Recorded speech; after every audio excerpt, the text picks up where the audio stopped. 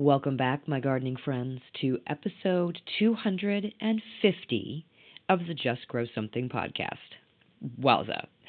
This podcast started back in February of 2021, and here we are, 4.5 years later, still rocking and rolling.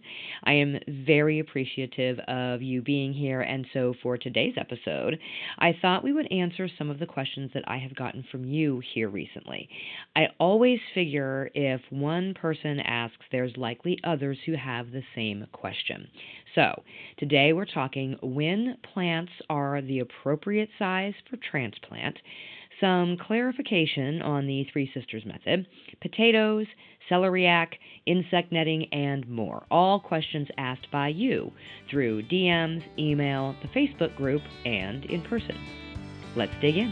Hey, I'm Karen, and what started as a small backyard garden 20 years ago turned into a lifelong passion for growing food. Now, as a market farmer and horticulturist, I want to help you do the same. On this podcast, I am your friend in the garden, teaching evidence-based techniques to help you grow your favorites and build confidence in your own garden space. So grab your garden journal and a cup of coffee and get ready to just grow something.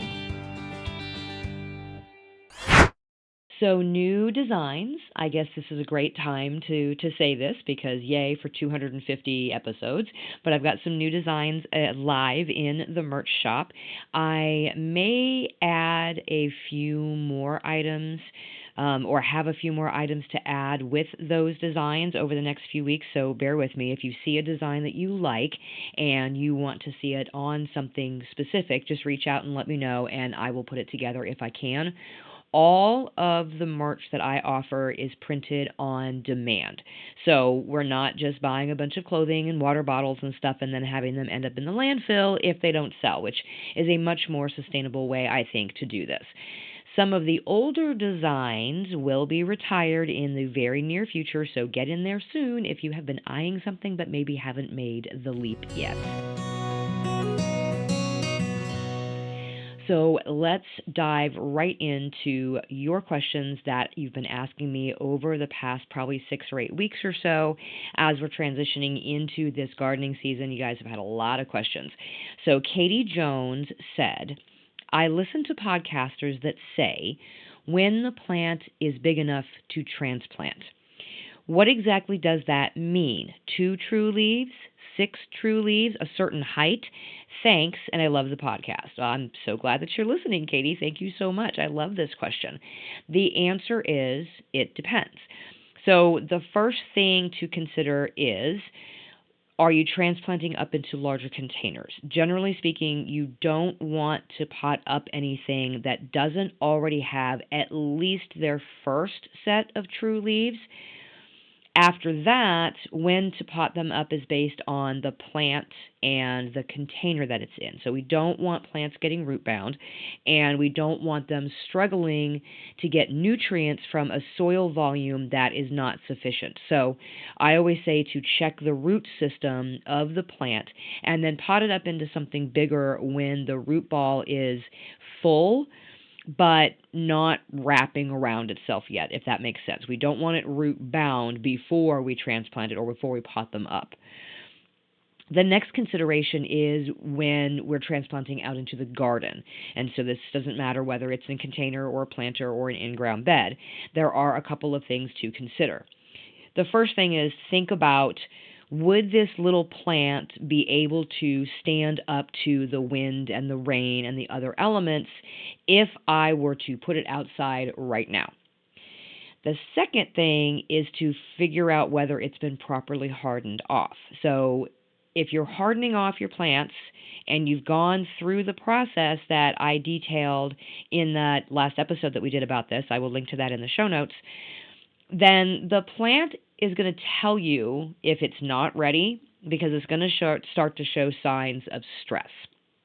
So in general, I look for a plant to have several true sets of leaves or several sets of true leaves before I put them outside. I want to make sure they have a nice, strong stem, and I really just want them to be like a minimum of 3 inches tall before I put them outside.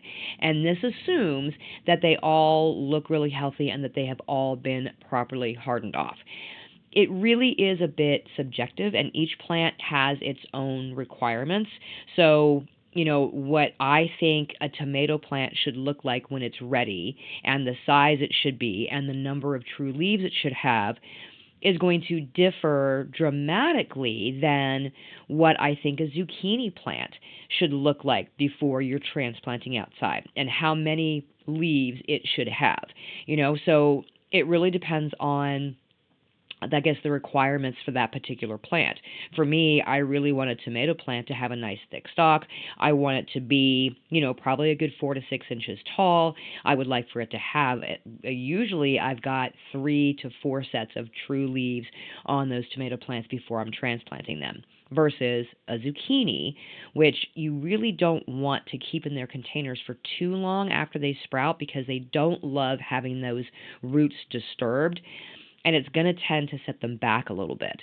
So my zucchini plants might be, also 3 to 4 inches tall, but they're probably only going to have like one set of true leaves when I'm transplanting them. And I'm doing that, I'm starting those in containers that have the largest volume of soil possible, so that there is no potting up that needs to happen, and there will be very little disturbance of those roots when I transplant them. I want them to have that larger soil volume, versus the tomatoes, which might be potted up, sometimes 2 times before I get them out into the garden. So it is a bit subjective. Each plant has its own requirements, but those would be my general guidelines. Look to see if it's going to be able to stand up to the wind and the rain and whatever else if you put them out in the ground. Make sure that it's been properly hardened off first. Make sure it has a nice strong stem and several sets of true leaves. So Cassandra Wolf asked, for the 3 sisters method, do you plant the corn, beans, and squash all at the same time? I want to try it out, but I'm not sure how to do it. I found your podcast and love it. Thank you, Cassandra. I'm so glad that you're listening. For the 3 sisters method, ideally you are planting the corn first, and you are letting it come up, and you want it at least 12 inches tall before you plant anything else. And let's be clear, in general, we're usually talking about dent corn, because dent corn or popcorn dries and stays on the stalk much later into the season. And so you're not going to be traipsing over things to get to harvest those corn before the very end of the season. So you're not worried about stepping on the plants that you might be interplanting. You can do this with sweet corn and just leave the stalks up after you harvest the sweet corn, but just know that you're going to have to step carefully in and around your squash plants to get to the sweet corn. So keep that in mind. We want the corn to be about 12 inches tall, and then we want to plant the bean seeds at the base of those stalks. So the beans are going to use the stalks of the corn while the corn is growing as a trellis, and they're going to climb up. So we're talking about pole beans here. We're not talking about bush green beans. These are pole beans. So you've got your corn comes up 12 inches, you plant your bean seeds. As the corn continues to grow up, now the beans are growing up with it, and it's wrapping around the stalks, and so you can go in and you can harvest the beans off of there. And then once the soil is warm enough, then we interplant those vining squash and just let them take off. And ideally, those vining squashes are going to act as a ground cover in and around the corn and amongst the the base of the beans to kind of help keep the soil shaded. Number one, it's keeping it a little bit cooler. Number two, it's shading out or choking out any weeds that might be trying to compete with what it is that we're growing in the beans and the corn. And so the corn is acting as a support for the bean. The bean is fixing nitrogen into the soil, which is helping the corn. And then, of course, we have the benefits of the squash vining in amongst it. And if you're using a vining squash that is particularly sort of thorny, how squashes can get the spikes on them. Sometimes that can help keep the raccoons out of your corn and keep them from climbing the corn to get to the corn. So, there's a little bonus offshoot there as well. Heather Ghosh said, Or maybe it's Gesh. I know in my brain I've always pronounced this Gauche, but maybe it's Gesh. Heather, reach out and tell me. I'm not sure now. She said, "Good morning. I see in your latest email newsletter that the new podcast episode covers seed starting, indoor versus outdoor. I had hoped to try sowing some celeriac seeds into a milk jug for winter growing outside here in southeast Wisconsin, but wonder if it's better to wait and sow directly into the garden once more warmth is on offer from Mother Nature. What would you advise? I have no means or sunny spots to start seeds indoors. Thanks." And I love this question because a lot of people don't have, a way to start seeds indoors or just don't want to mess with it, honestly. And so winter sowing is a really good way to get things started at their own pace while still being protected. So I did an episode on winter sowing. I will link to that in the show notes.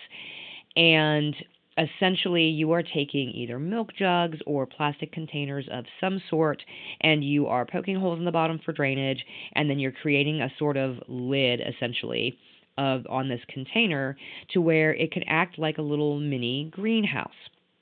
You're putting at least 4 inches of soil in there, and you're planting your seeds. You're closing it up, leaving the top open so that you can get some rain and some moisture in there, and then you're setting it outside, and then you're just letting it do its thing. And the idea is that when that soil temperature inside that jug is conducive to those plants sprouting, they will sprout at the time when it's appropriate for them to do that. And then you can just transplant that whole mess of seeds, or now seedlings, out into your garden. So what I had told Heather with the celeriac was that I would try both. I would plant half of the seeds in the winter sowing jugs, and then I would hold back the other half just in case the jugs didn't work out. I mean, I like this technique anytime you're trying something new, and especially like winter sowing when you're figuring out how to use it. I love winter sowing because the seeds sprout when the conditions are ideal. But celeriac, just like celery, can take like 3 weeks to germinate even under perfect conditions. And so I would be worried about the soil temperatures really fluctuating widely in those jugs. So at least if I held seeds back, I would have a backup, and I could direct sow those out into the garden after the last frost. I had heard of David Austin, but never really paid attention to who he was or what was so special about a David Austin rose. Turns out he was a British rose breeder and writer who set out to combine the charm of old garden roses with the repeat blooming of modern varieties. He released his very first rose variety, Constance Spry, back in 1961. Today, his English roses are world-renowned for their full, cupped blooms, soft fragrance, and ability to thrive in a modern garden, which is why it should be no surprise that heirloomroses.com offers a curated collection of 40 different David Austin varieties, grown on their own roots and ready to bring elegance and exceptional performance to your garden. Whether you're drawn to Lady of Shalott, Princess Alexandra of Kent, or Charles Darwin, yes, these are all David Austin rose varieties, you can save 20% on your choice at heirloomroses.com. Use code JUSTGROW at checkout and you will be on your way to enjoying your own beautiful David Austin rose. heirloomroses.com with code JUSTGROW at checkout. The link is in the show notes. Next up is Jill Stephenson. She said, I got the insect netting that you recommended. Do you put it down as soon as you plant? How do you secure it so it doesn't fly away? I got some hoops. I just don't know how I'm going to keep it from blowing.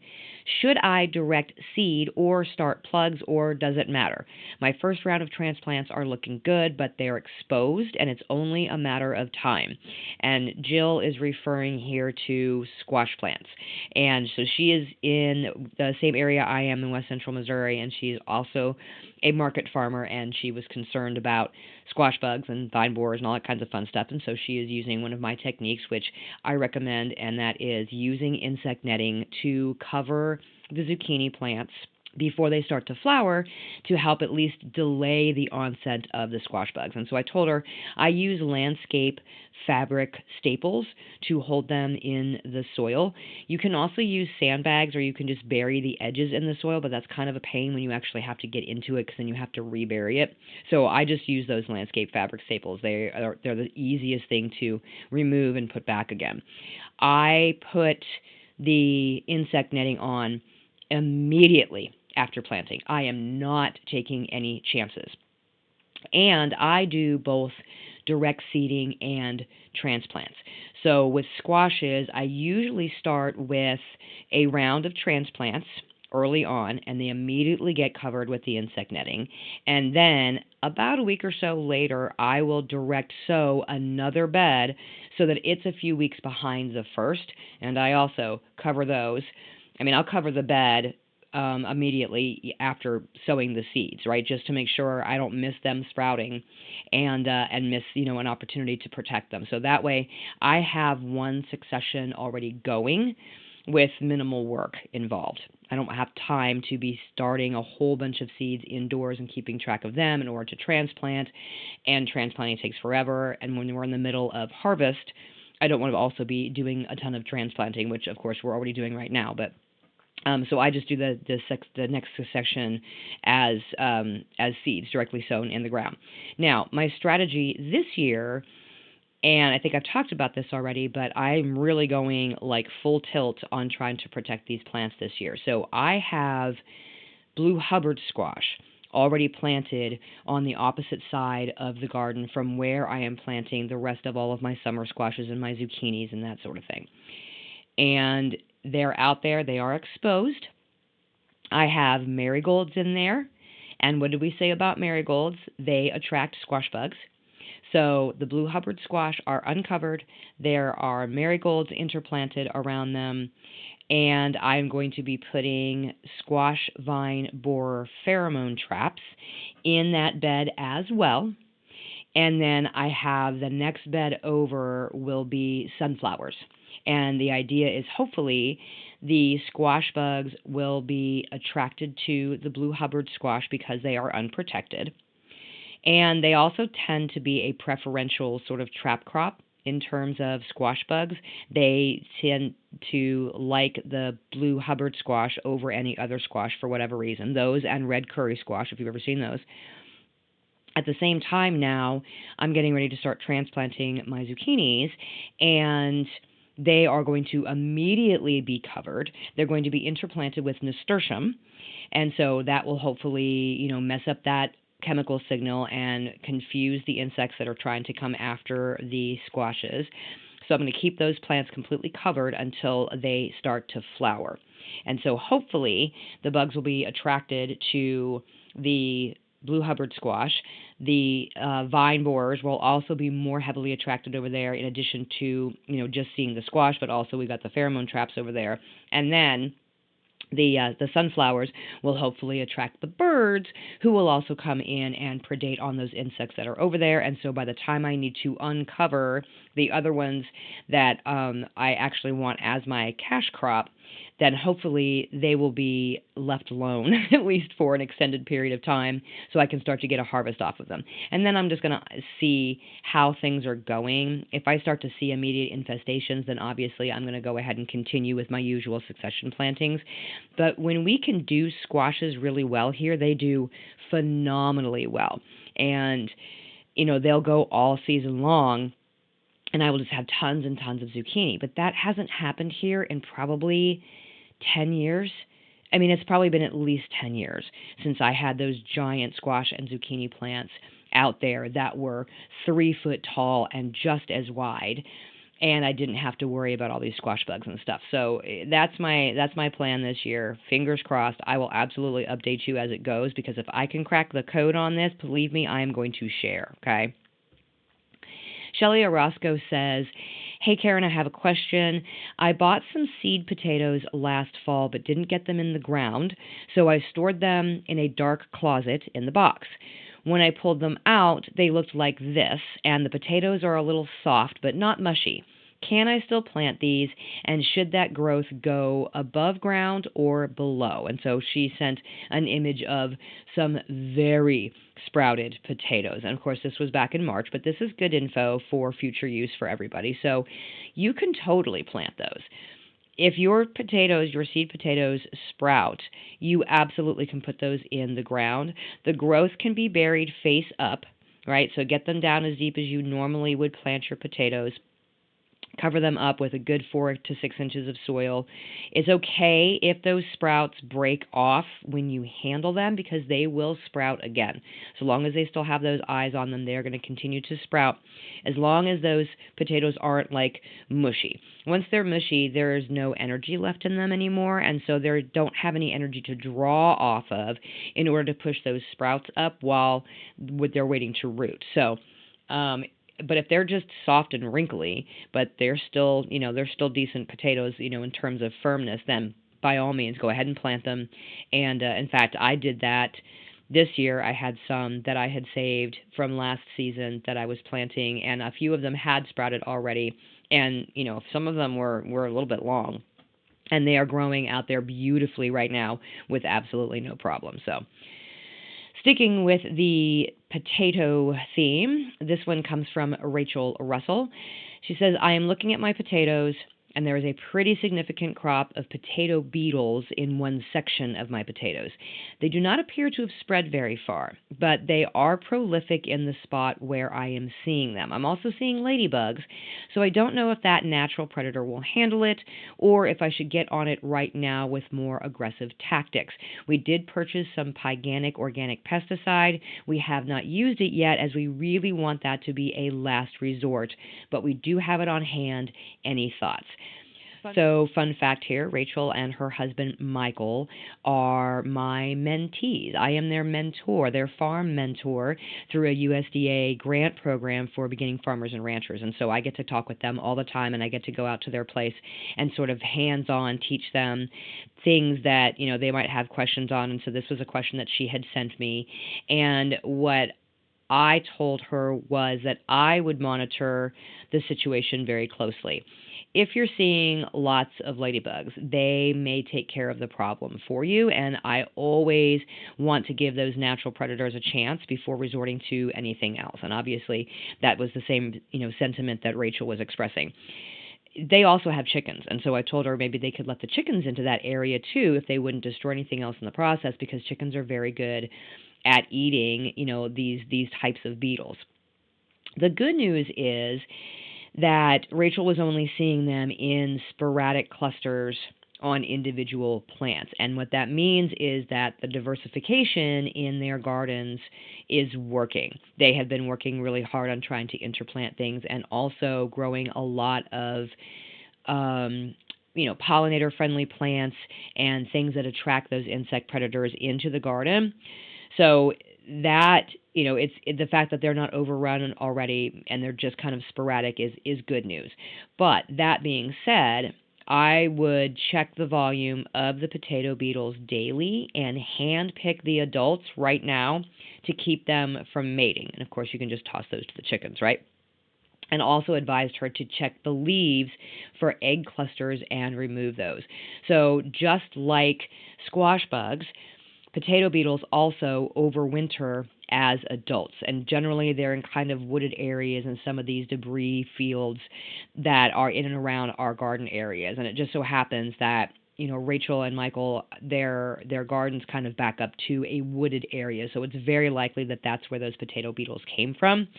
And they slowly make their way over to wherever the potatoes are, and they will climb, up the potato to start immediately mating and laying their eggs. So very similar to the squash bugs, but they don't move as quickly.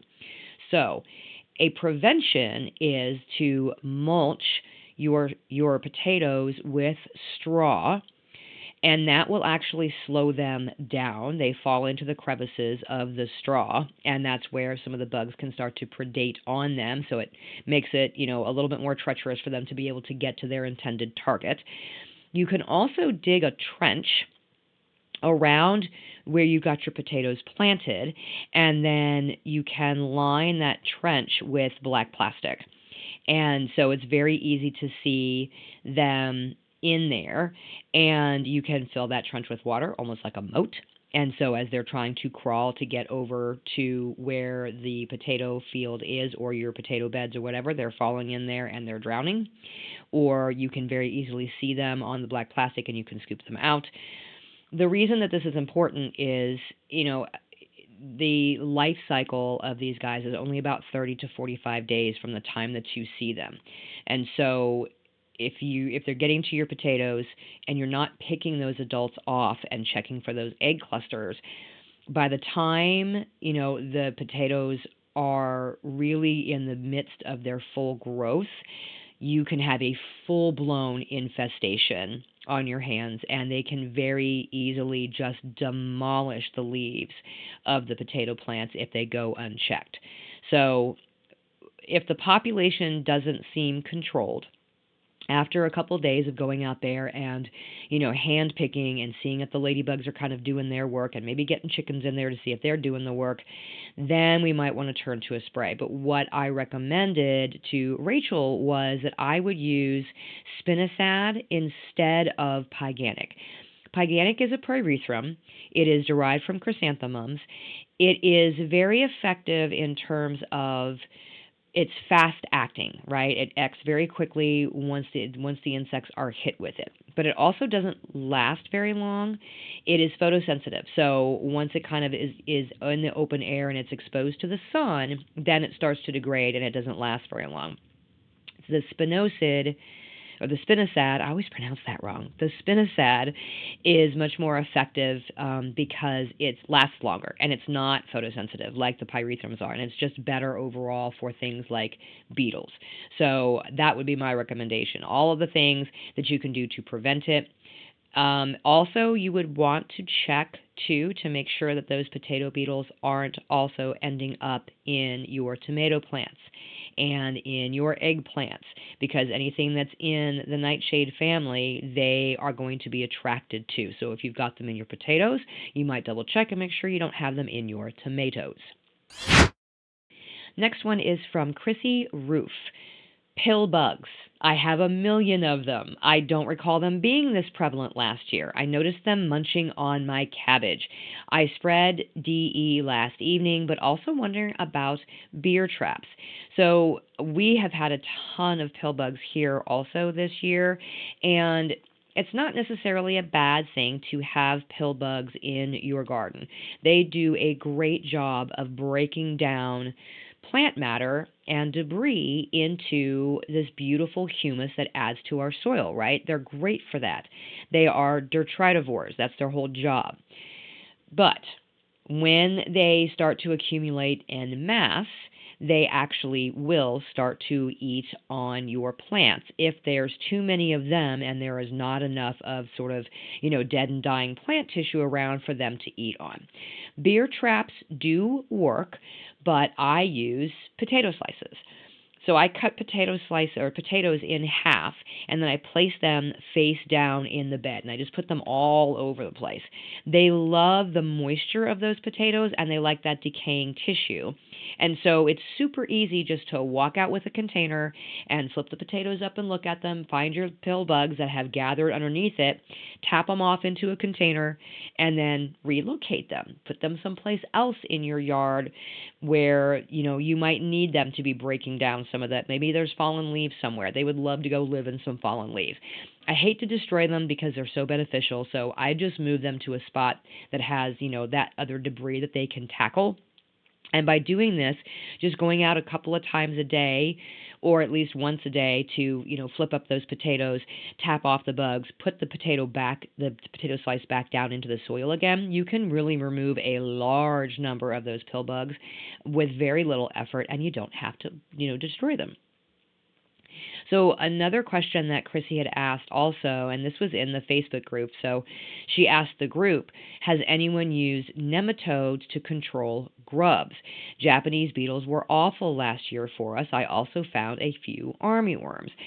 And I responded with yes. We had a horrible Japanese beetle problem around our fruit trees, and we had major die off of the grasses in that area. So we treated multiple times with nematodes. We did spring, and then we did fall, and then we did the spring again, and we have had almost zero problem with them since. We're also still waiting for that grass to recover, which is, I told Chrissy, and she responded that, she would take the dead grass over the Japanese beetles. They destroyed the leaves on her green beans last year, her poor buckeye trees, which aren't very old. She did end up getting a Japanese beetle trap and placed it further away from the garden, and that definitely helped. So she asked me what brand I use. I use Arbico Organics Nemaseek, and I will leave that link in the show notes. Inger Zaruka had responded to that and said, yes, it works, but it isn't foolproof. Best if you can use milky spore as well, and she is absolutely correct with that. So if you can get the milky spore and use those in addition to the nematodes and just follow the instructions with that, you know when to apply it, then you're doing double whammies and beautifully getting rid of those grubs. Tammy Ingalls said, after listening to the Just Grow Something podcast episode on companion planting, I'm wondering if I could plant hot peppers in with my garlic since they are small, and we'll be harvesting garlic in June before the peppers have put on peppers. What about green beans? Trying to maximize space as well as separate hot peppers from bell peppers.